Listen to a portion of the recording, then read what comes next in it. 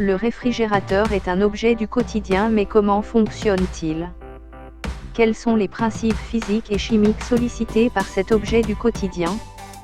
L'ancêtre du réfrigérateur est la glacière. Le principe de la glacière est de stocker de la glace, neige, prise pendant l'hiver.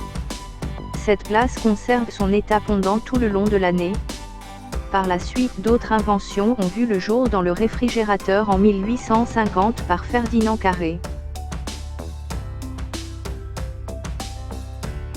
Le principe est sur la récupération d'énergie calorifique fournie par les aliments. Par la suite, cette énergie est convertie en une énergie frigorifique. Le réfrigérateur permet la congélation des aliments si celui-ci produit du froid négatif, des températures en dessous de 0 ou en froid positif plus 0 pour la conservation des aliments.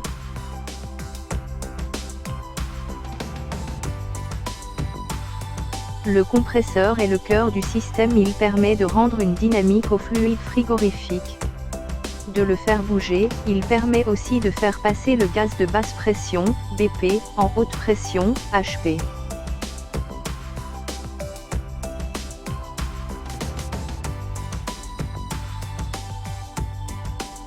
Le condenseur, ce sont de longs et fins tubes noirs en général situés à l'arrière du réfrigérateur. Le condenseur achemine le fluide venant du compresseur en haute pression, donc plus chaud que l'air ambiant. Par la suite, le fluide frigorifique va dissiper sa chaleur dans l'air ambiant.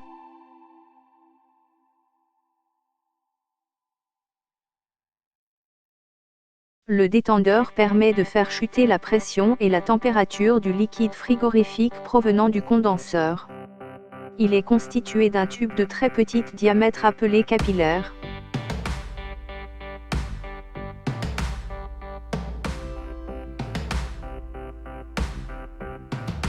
L'évaporateur est constitué d'une série de tubes sous forme de serpentin, se trouve à l'intérieur du réfrigérateur. Car il assure le refroidissement des aliments, la forme en serpentin permet l'échange de chaleur par convection. Cela provoque la transformation de l'état gazeux à l'état solide de la vapeur d'eau à l'intérieur du réfrigérateur.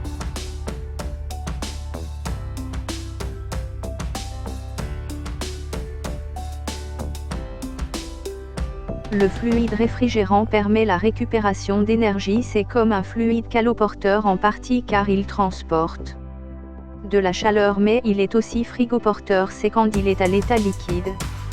Ce fluide ne doit jamais être rejeté dans l'atmosphère car il est potentiellement dangereux pour la santé. Et pour l'atmosphère, cela provoque une détérioration de la couche d'ozone qui nous protège des UV du soleil.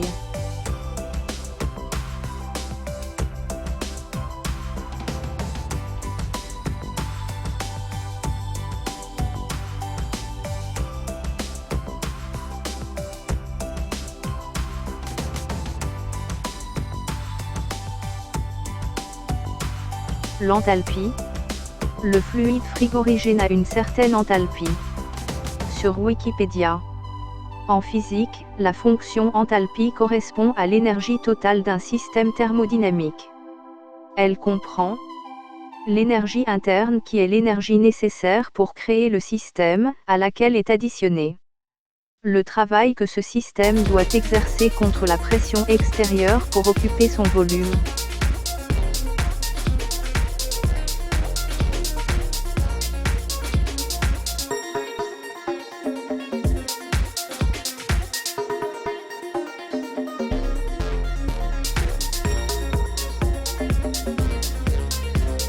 Les différentes catégories de fluides frigorigènes.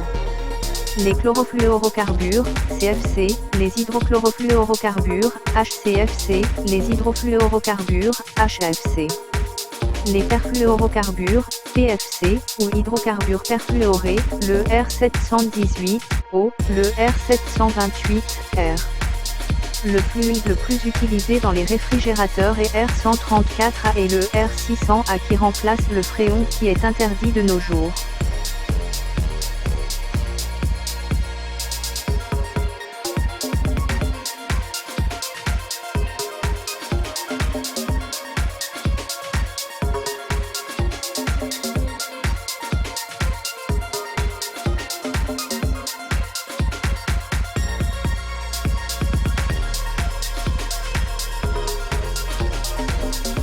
Merci de votre attention.